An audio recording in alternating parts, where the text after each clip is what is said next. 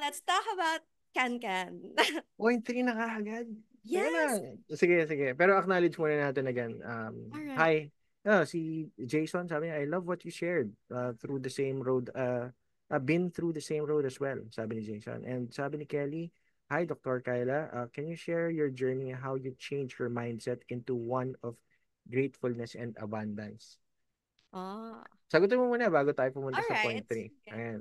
Well, when it comes to gratitude, my mom and I have this daily practice of coming up with gratitude lists. So we just try to appreciate the things that are already present in our lives. And there's a concept of stacking kasi. Like in aesthetic dermatology, there's like stacking of energy, like when you put several laser passes on one spot.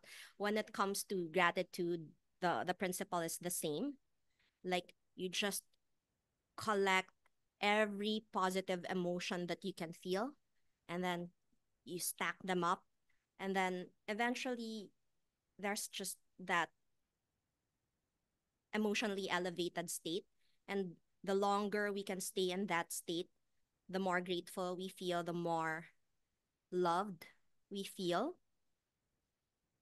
And it also helps to surround ourselves with people who have the same energy, or at least the same direction, because we don't have to have our shit together all the time. What's more important is we're going in a direction that's right for our soul. All right. Thank you for that question, Kelly. All right, all right. So, yeah, episode, ano na tayo? Episode Point 3. 0.3, take one. 0.3, take I take 1. two na, take two. Take 2 na. All right. So, ako naman, I'll probably share who I am, what I've been through, or what I love doing. I mean, sino nga ba? Sino nga ba si Ken Ken Somera? Um, for, actually, for all of my clients, I always ask this, who am I? And one of the quotes that I've said before was like, who am I is different from who I am. Diba? Pero, here's my story. Nagsimula ako nung, nung parang masasabi kong journey ko na parang I was just like always lost. I mean, parang just drifting through life. And sabi ko nun, pagdating ko ng 25, I'd find meaning in my life already. Pero dumating yung 25, dumating yung 30, dumating yung 35. Parang makikita mo yung meaning pero minsan mawawala rin siya. And I've come to accept that there will always be times in our lives that we're like so up, and there are times that we're so down. And napaganda kasi as I was learning, I wanted to develop myself. Siguro sa mga friends ko na nandito, siguro alam niyo tong story na to. I really had a hard time with talking with people, especially women. So parang ano mo yung tawag doon, torpe, di ba? So meron kang gusto, pero it's really really hard to like, you know, talk to the people that you like. So I wanted to develop myself. And it's a good thing then na nasa sales industry ako noon. I really had to like talk to people on a daily basis and close deals, 'di ba? So I stumbled upon like skills like hypnosis, and as I was studying hypnosis, doon ako napunta sa neuro-linguistic programming. Okay. NLP. NLP. And at first, I learned NLP online. I was introduced to it more on the the attraction and seduction side, the language part of things. So I was really, uy, ang galing, technology na. Pwede, ang husay nito. So sobrang Yeah. excited ako to learn it. a lot of things changed when I attended my first NLP workshop here in the Philippines. So, mga 2000, I think 2011, 2012 yata yun. And That was the syempre, first NLP workshop, kasi 2000, 2011. yeah, dito yung nakita ko. Kasi 2009, wala ako makita. 2008, 2009, wala ako makita. So, nung nakita ko noong 2011, 2012, I was really excited. So, umattend ako. Pero, yung natutunan ko doon, wala doon sa gusto kong matutunan ng mga languaging part. Wala. It was used for coaching and therapy. So, sabi ko, eto ba yun? Eto ba yun? Bakit hindi ito yung nare-research ko? Ba't ganon? Alright? And sige lang, inaral ko pa siya deeper and deeper. I've gotten to connect with different individuals who also wanted to learn. So, sabay-sabay kami nag-aaral, sharing ng learnings. So, with that, napabilis yung learning ko because we had a community in where talaga marami, doctors, psychologists, magicians, di ba? We were sharing different approaches and applications for like hypnosis and neuro-linguistic programming. So, I could say that I was blessed kasi yung learning ko talagang naging focused. 'Di ba? So, through the years, kaya ko sabihin na, teka lang, kaya nga NLP practitioner eh. Practice, application. And then came the time that a trainer flew in from Germany and he certified us with conversational hypnotherapy. So doon with that hypnotherapy na yung naging linya. So not just applying it to like sales, closing, talking to people, um naging form na siya. Nagkaroon na ako ng way as a certified individual to actually work with people. And then doon na nag-start yung parang therapy and coaching career ko. Kasi then meron na akong confidence, meron na akong tools ng neuro-linguistic programming. And syempre as sa mga NLP practitioners na nandyan, you know really well that neuro-linguistic programming, of course, highly influenced by Milton Erickson. May highly influenced by hypnosis yan eh. Diba? Galing yan dun. Yun yung roots nun. So with my understanding of NLP and my understanding of hypnosis, yung hypnotic language patterns din, na-connect ko yung parang ang daming nagkaroon ng linaw na parang hindi lang siya ganitong approach. And then doon na ako natuto na parang teka lang, there would neuro-linguistic programming, parang ang naging enlightenment sa akin was, Ken, with understanding the basics, you can now create your own patterns from this. So I have been like creating different approaches from the basics that I've understood from way back. Kaya per session that I've been doing back then, it was always like a continuous like application and experiment for me. And then from there, I've seen like what worked, what didn't work. Tapos nino-note ko siya. So up to now, I'm still like creating different approaches for hypnosis, hypnotherapy, NLP coaching, or kung ano mang coaching. Wala akong parang guidelines. No Wala. script. Wala Yeah. akong script. Wala akong Yeah. may flow siguro, no, konti lang, konting flow lang. But um, I I believe, ito yung belief ko, medyo strong yung belief na yan that all of us are different. So, Yeah. it's not, kaya pag may naghimingi ng advice publicly, sinasabi ko teka lang, give me more specifics.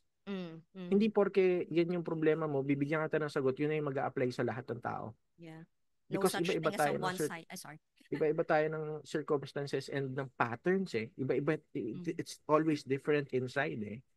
Right? That's why, um, one of my key jobs as a coach, as a therapist, is to ask really good questions so that good answers could come out. And with you giving the coach or the therapist really like good information, mas naiintindihan niya kung ano yung nangyayari. How is it programmed inside your head? Di ba? And my job is to break it down and to see, teka lang, what could create a stronger impact to help you make that change. Kasi hindi hindi naman kami yung gagawa ng change na yun eh. Yeah. Ikaw Mm. eh. Ikaw, Yeah. ikaw, ikaw. Ikaw yung gagawa ng change na yun. Now, Exactly. isa sa mga goal namin is, teka lang, what the fuck? Ano yung kailangan mangyari for you to take action? 'Di ba? And minsan dumarating din sa point na, teka lang, I'm not your typical therapist na or coach na ito lang gagawin natin. Hindi. Minsan kailangan kitang pikunin. Kailangan pa kitang awayin. Kailangan pa kitang paiyakin. Tough Bakit? love. Hindi, yeah, some call it tough love. But for me, emotion yan eh. Yeah. Baka hindi ka pa natitrigger ng emotion to make that decision for that change eh. Mm-hmm. Kung gusto mo mabait na coach or mabait na therapist, ang dami dyan, pumunta ka doon. Pero kung gusto mo talaga, diretsuhin ka, bigyan ka talaga ng direct feedback. Yun Yeah. yung isang nakita ko, teka lang. I want to redefine what like a therapist or a coach is. Yun yung pupunta ako ng isang meeting or client meeting, kilala na dapat may authority ka eh. Mm-hmm. 'Di ba? So, Mm-hmm. um yun yung isang strong belief ko. I mean, ang dami ng coaches ngayon. Anyone Yes. could call themselves a coach. Yeah. 'Di ba? That's But a good coach is something different. I've seen a lot of like really really good coaches right now. mm-hmm. And they speak a lot of sense. And ang Mm-hmm. daming tao ang nakikita ko that have been changing their lives because of just one sound advice. Mm-hmm. And Yeah, isa sa that's mga true. factors That na yan, one liner can change one your simple one-liner, Kayla, di ba? Kaya nga, may mga quotes na nandyan. Pag tinatanong ko yung mga tao din sa mga classes ko, sabi ko, um, I want you to think of a rule or a quote that changed your life. And most people would find one. Di ba? that's at Yung least one, mismong, yeah, diba? at least one. At least one. Meron eh. Meron eh. So, Definitely. so the next question that you could ask yourself is, why did that change you? Mm. Mga Mm-hmm. simpleng Nike quote lang ng no excuses. Yeah. Yeah. Diba? And understanding the process ng NLP, it's an anchor. Kung Mm-hmm. tinamaan ka dun sa quote na no excuses, nilagay mo sa cellphone mo, every time that you feel not doing things and then you see that Mm-hmm. picture in your phone na nakasulat no excuses, Mm-hmm. that leads you to a higher chance of doing things and not giving Yeah. excuses. It's yeah. Di ba? It's the meaning attached to those quotes though that lead us to the breakthroughs. Yeah, oo. So, sige, balikan ko lang yung who is Ken Ken para hindi ako, mag-run through ng baka habain tayo dito. So yeah, I'm an NLP coach. I've been doing neuro-linguistic programming for more than a decade now. I'm an internationally certified conversational hypnotherapist. So nakafocus ako talaga sa I don't need to put a person to like deep trance, yung tipong sleep, yung ganun, tapos do the change work ng hindi alam ng tao. No, I don't need to do that. Even though we're just talking right now, changes can happen. Changes can happen. Other things is, yun nga, nagkakilala kami ni Kyla sa Mind Valley. Yeah, And mind that. of course, I'd like to thank my wife for Billy for trusting me with attending the course na yun. Kasi she want na parang meron na akong firm belief nun eh. Na parang, okay na ako eh. Mm. Pero I saw it that there's onti lang yung tinitingala akong mga tao sa linya ng hypnosis eh. There's like Mm. Igor Ledochowski. Mm. There's like Richard Bandler. Richard Hunter, yeah. Richard Bandler. And isa sa mga top students ni Bandler, si Paul McKenna. Paul McKenna, our teacher. Oo, si Paul McKenna. So sabi ko, teka lang, attendan ko to. And yeah, Mm. supportive yung wife ko. She sponsored me. Sabi ko, yeah, sabi ko, uy, sige, attend ako dyan. Na-motivate ako umattend. Tapos doon kami nagkakilala ni Kyla. Oo. Mm. Tapos, other things that I've done, passion ko talaga is yan, learning more about human behavior. Learning more about like yung dark psychology, yung mga ganun. Mahilig ako lumalim doon. Uy, paano ba Yeah. yan? Mm. Because here's as like what I've seen. Mm. to defend from the dark arts, you have to understand the dark arts. Laki, sa akin parang, uy, o nga, no? Yeah. And for me to teach defense, I have to understand what offense is. Offense. Yeah. Yin and So, yang.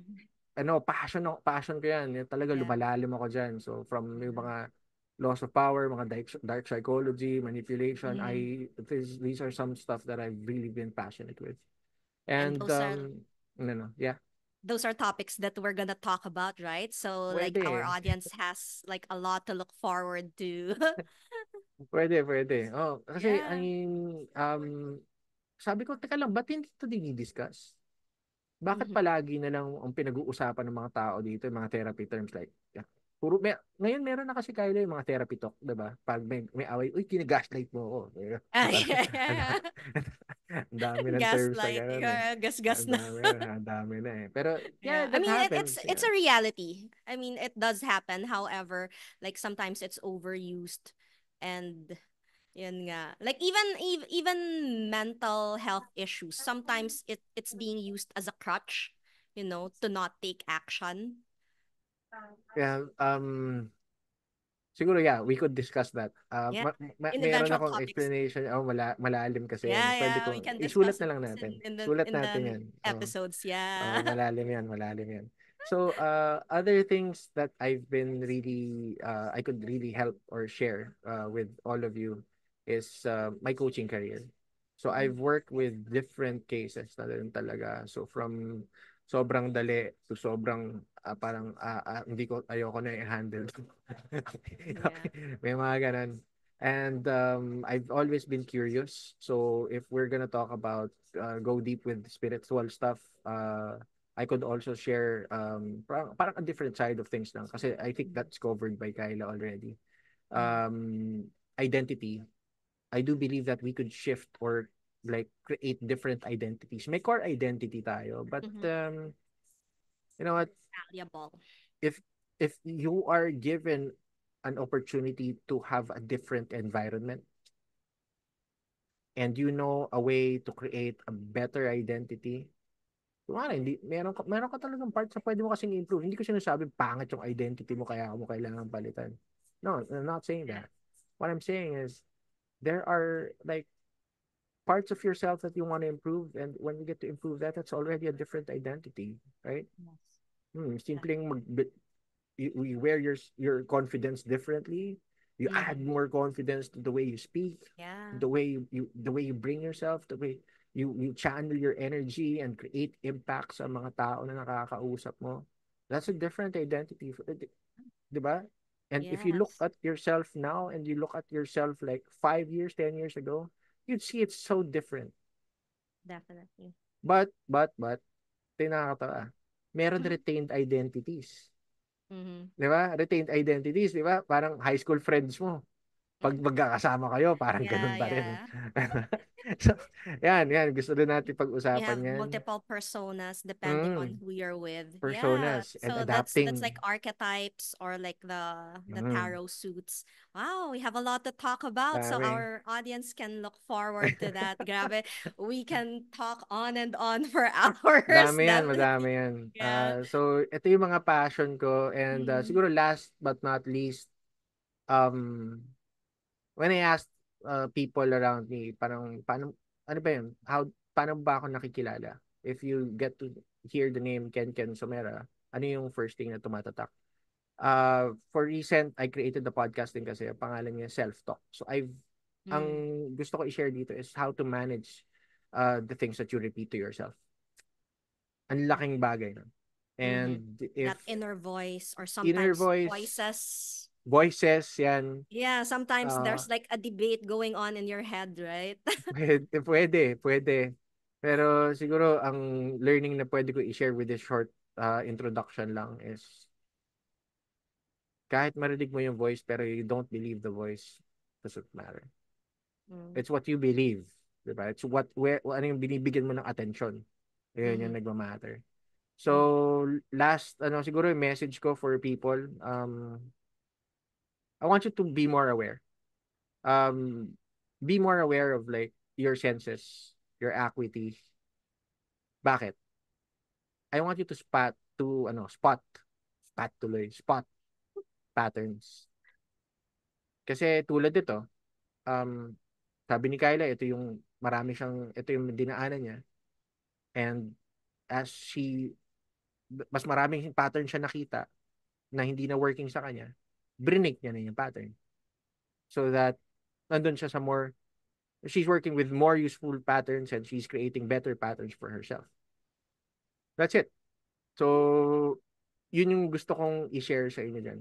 Yun yung naging journey ko. I'm just like looking at patterns, looking at people, ano yung identities nila, ano yung beliefs nila. And kung may belief na that's not working, tapos yun yung wino-work on namin sa coaching session, Mm-hmm. I help the person break those patterns so that we could create better ones for them. So that's what I do, and that's Ken Ken Sumera. So yeah. Mm. Wow, ang daming teasers. So I'm Ah, looking forward to those topics myself. I look forward to learning about those strategies. yan. So let's all stay tuned for our more specific. Sabado.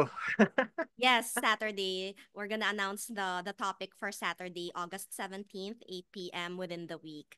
So on that note, we'd like to thank everyone again to join us, who joined us until the end of this podcast. Like, sino yung mga nababasa mo dyan? Ikaw muna. Basahin ko yung sa TikTok. Syempre si Ruru, yan, active active si Ruru. Ay, Ruru. Ayan, si Angel Logan, yan, watching from Hi, Pasig. Hi, Angel. Angel! Si Tamerlane, ayan, Hi, Tamerlane. Tamerlane! Si Mitch, watching from Taguig. Oh, thank you for Si the Joyce, support, Joyce din, guys. Joyce Morta, hi. Si Kelly, and Ciao. si Jared, and si Jason, si JC, Alright. si Aaron. Ayan, yun yung Alright. mga friends natin who are watching. Si On Diane, and syempre si Diane. Grace, happy birthday. Yeah. And then from TikTok naman, there's AJ, Mira, and Gigi. Thank you so much, guys, for allowing us to share tonight. And we look forward to seeing you again on Saturday. Bye! Bye-bye. Kita kits.